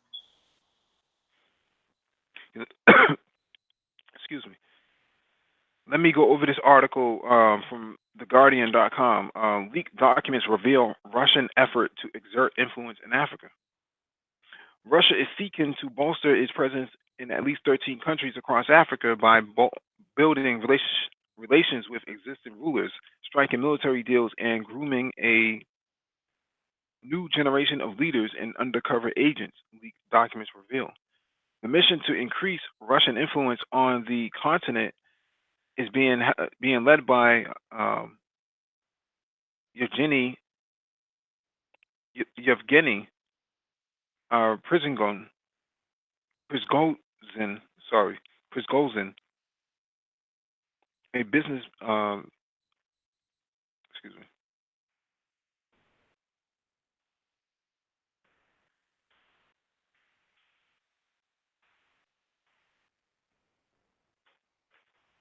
a businessman based in St. Petersburg who is a close ally of the Russian President Vladimir Putin. One aim is to strong arm in the U.S.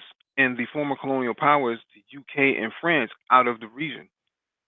Another is to see pro-Western uprisings, the document says, or see off pro-Western uprisings, the document says. In 2018, the U.S. Special Counsel Robert Mueller indicted Prigozhin, who is known as Putin's chef, because of Kremlin's catering contracts. According to Mueller, his troll factory ran an extensive social media campaign in 2016 to help elect Donald Trump.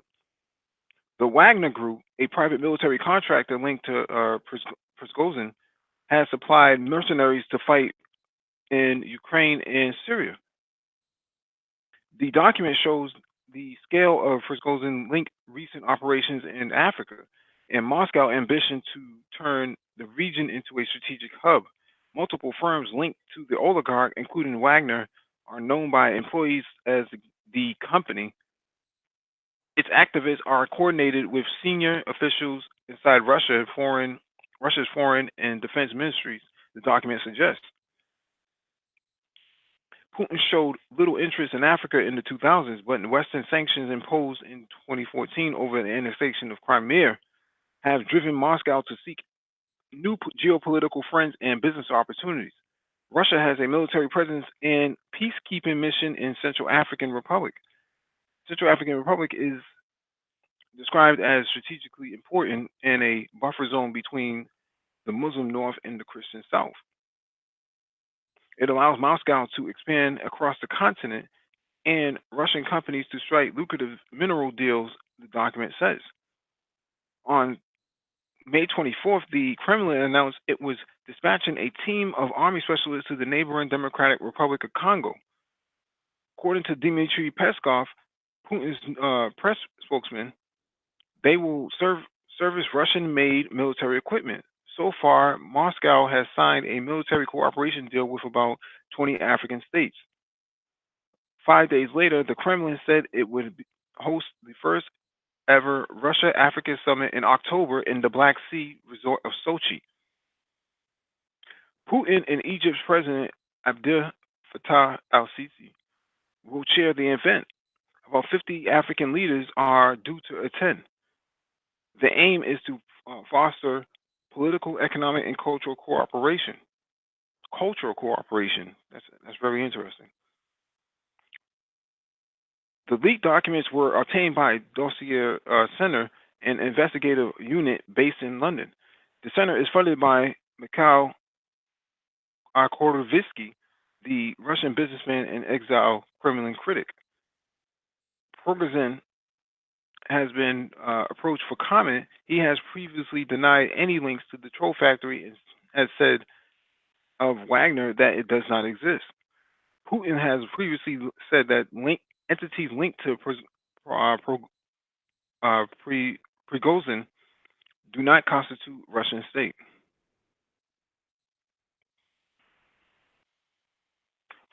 Russia's African ambitions, what the document shows.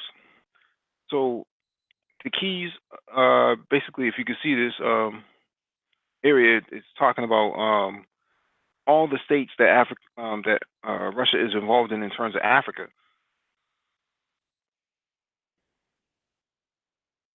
So Central African Republic, Madagascar, both are considered level 5. Sudan is a level 5. Zimbabwe is a level 4. secure first round victory of blank and currently consulting in conditions of economic crisis. Recommendation on information politics. Libya is a level 4. South Africa is a level 4.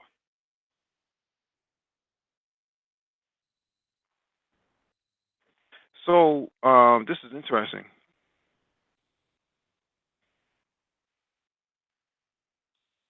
DE Raptor, what do you think about this?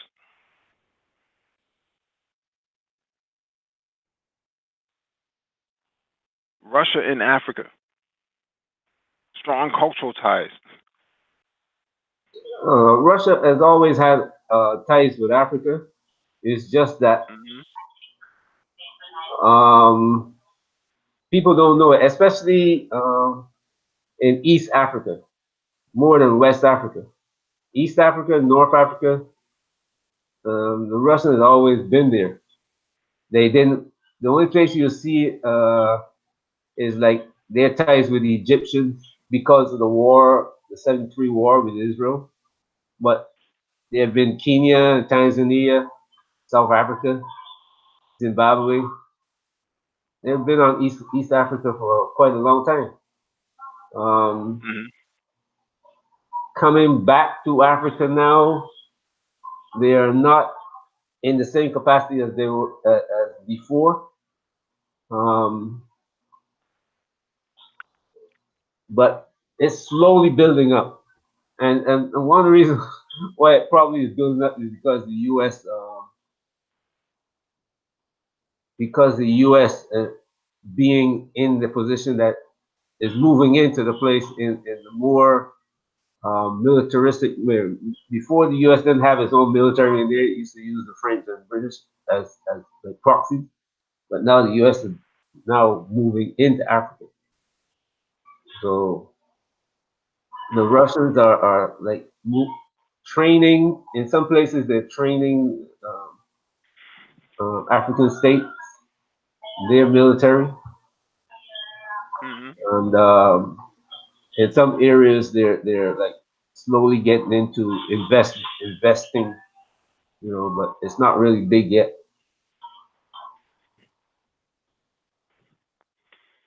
Big enough though.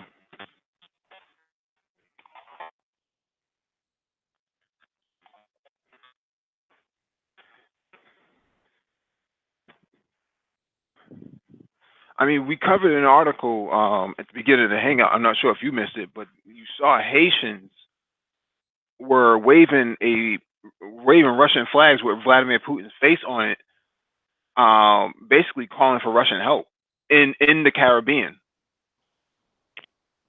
Well, one of the world has the when I say the world, you can't call for the Europeans to help you against the Americans. And before, um, China didn't couldn't operate in any capacity else. So China built some railroads in Africa. Chinese people have lived in Caribbean like all, for as long as I can remember. But China has never been exerting its geopolitical um, strength anywhere outside the Far East, around Thailand, Vietnam, Korea. This is something new. So people don't know very much about China. And they're still questioning, they're watching what's going on in Africa for one thing, to see what China does. Mm. But the Russians have always been there. The Russians have been the hand that they use to kind of fend off or attempt to fend off the Americans for ever since what 1950s. You um, Lumumba. yep. Throughout Africa, in South America, the Russians have been in Nicaragua, for as long as I can remember. In Cuba, you know. So Mm. when they reach out to somebody, they can't reach out to France. I mean, it's like That's the most ridiculous idea. Look at what happened when the French intervened in the last of their rich president. Well, not rich president, but I don't call him at all. Went to France. He thought he was a Mm-hmm. Frenchman, and when he got to France, he realized, nope, they don't like me here. I'm not in power in Haiti anymore. I can't steal as much money and give the French banks, as much money as they want anymore. So I'm no longer a Frenchman. But the Russians have been there, and the thing is that the Russians been coming to most of these places to take resources. They came in these places and they kind of like taught their armies how to fight. And I don't know how many Russian trained doctors and nurses and university graduates I have met. I can't count them in Africa. The people that I've met that said, "Hey, I went to school in Russia." My doctor in Africa went to school in Russia. Mm-hmm. You know, so these are things that people throughout the world knew, not Americans, but the rest of the world. They know this. So when you see Haiti raising the Russian flag and say, like we believe in Putin can help us, like how he's doing in Venezuela, because they see what he's doing in Venezuela. Not those people down there are not ignorant. They see. It's just that the the the Americans don't want them to see the if they put too much stress on them, they think that they're not going to do these things. They not have the capability to think of this. What, we got to do something to save ourselves, and that's a fallacy because they know who to turn to. The Russians might not be able to help them in the same capacity as they help with Venezuela, but at least they have this feeling that we can do something other than look to the Americans for help or look to the French for help. Right.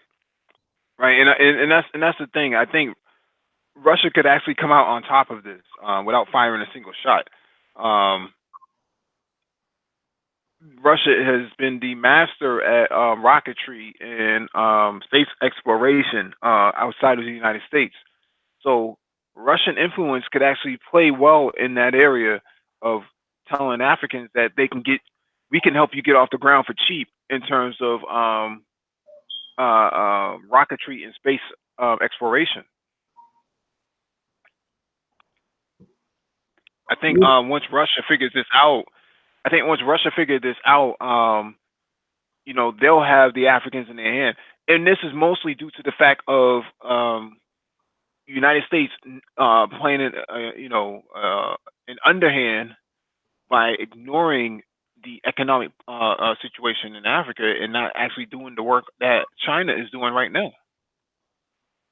Well, that's what drove the Africans into the hand of China.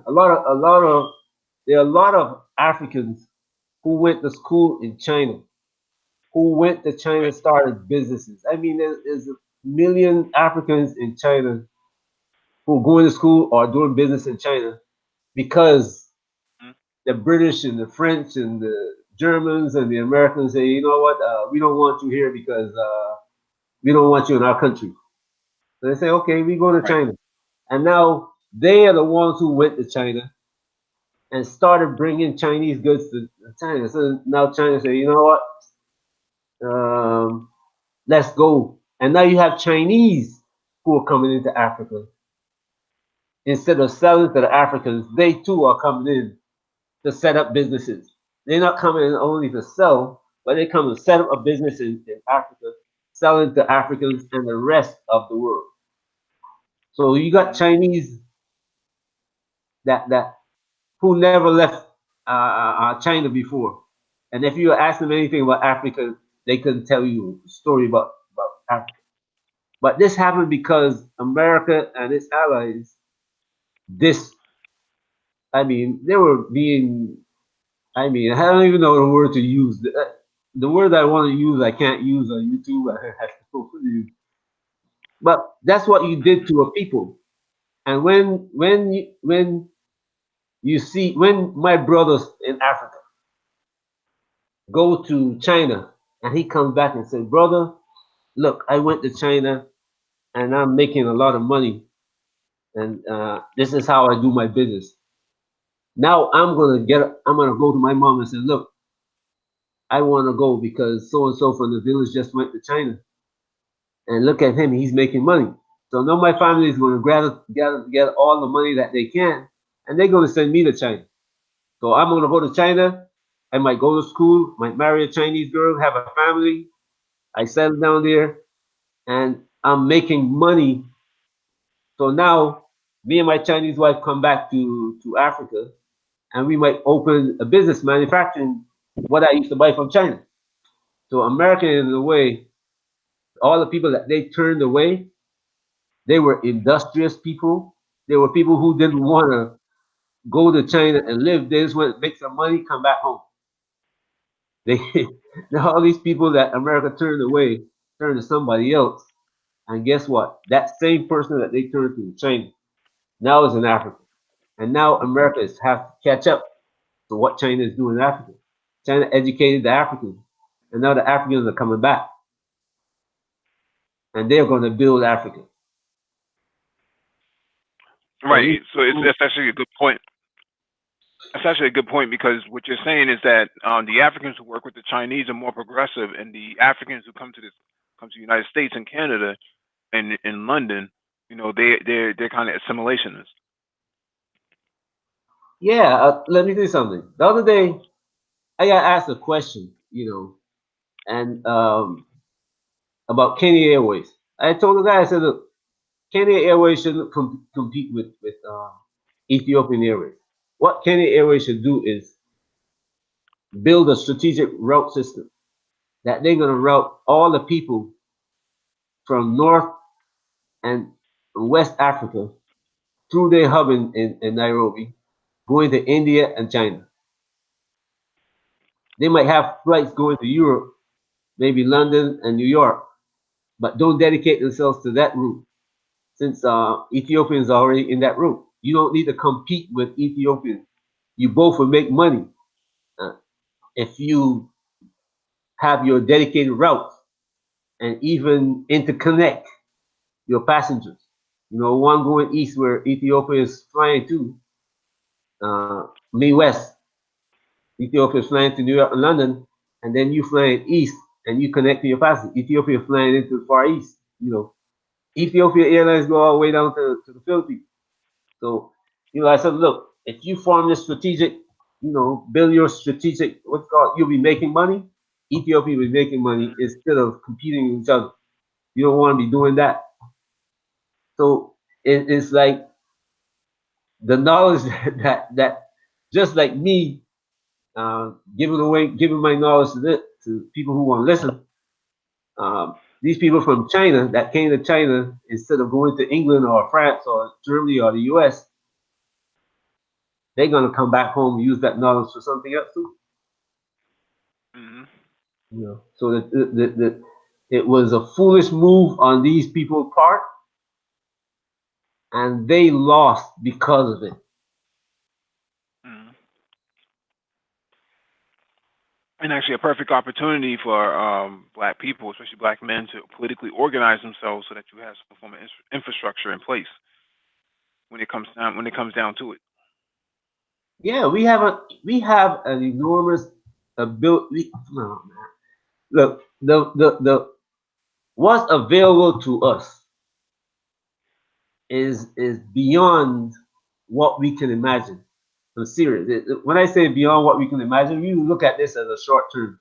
Suppose you and I decide we're going to make a business in Africa. We are looking at it as though we are building a business. We are not looking at as though we build a business, then our children are going to take over that business, grow it some more, and we're going to become the Boeing of Africa or IBM of Africa. You understand? In 3 Hmm. generations, the business that you built, Mike, that you opened, will become like IBM. And we are not looking at it in that manner. We just looking at, Africa is growing. If we move there, we could grow with it. But look at the Chinese. The Chinese are looking at this as a 100-year strategy, which is like 2 generations. You see what I'm saying? If Hmm. America, if Black Americans today don't come out of this stupid mindset that we got welfare in America and Africa don't have anything, guess what's going to happen to us? Hmm. The same thing that the British find themselves in now, that they got to marry Meghan Markle to get back into Africa. That's what's going to happen. Be left out. Hmm. And the British had almost all of East Africa, from Egypt, all Egypt, all the way down to South Africa. What did they do with it? The West, the West as well. Yep. Between the British and the French, I mean, almost all of Africa. Now they got to resort to bringing in the terrorists to pretend that they got to go fight terrorists to get back there. That's stupid. Right. Right. And then people actually fall for it. Like these guys just appear out of nowhere. It's like not exactly. If you knew who was paying them, that you wouldn't be saying that, right? So um, like I said, I think they can actually win. This could be a win-win situation for both Moscow and the African continent. This, if the cards are played right, if there's no outside influence, they could actually win off of this. I would like to see them win off of it. There's a lot that Russia could offer. I don't know if you've ever seen it before, DE, but they have something called a micro nuclear energy facility. They could put it on the back of a pickup truck. No, I haven't seen that one yet. I have to look into it. You call it a what? It's a um, mini nuclear reactor or something like that. I forget the name of it exactly, but basically Hmm. it's portable, and it's enough to actually light up a more than a village. They have a floating barge as well for nuclear energy. So it has basically it's a nuclear energy plant on a barge that can be dragged around by a tugboat and brought to another location. Um, is that the one that they would think of using as propulsion in space? I don't think so. I think it has more to do with dragging that nuclear energy barge all the way up to the North Pole. No, no, the one you call the mini, the small one. Nuclear, the portable nuclear plant. Yeah. I don't know if it's that. I know that they did come up with a nuclear capacitor, supercapacitor, like a battery, like a battery that you put in your TV remote.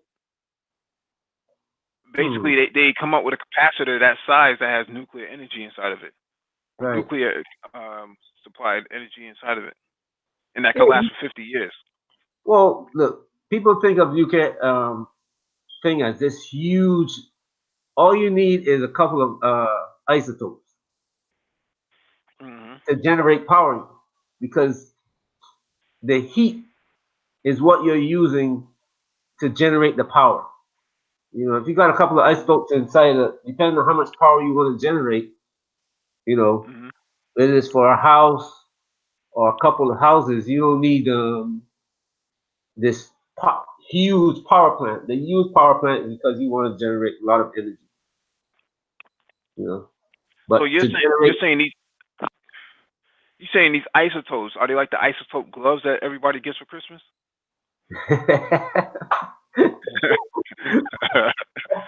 if everybody has one of those Christmas,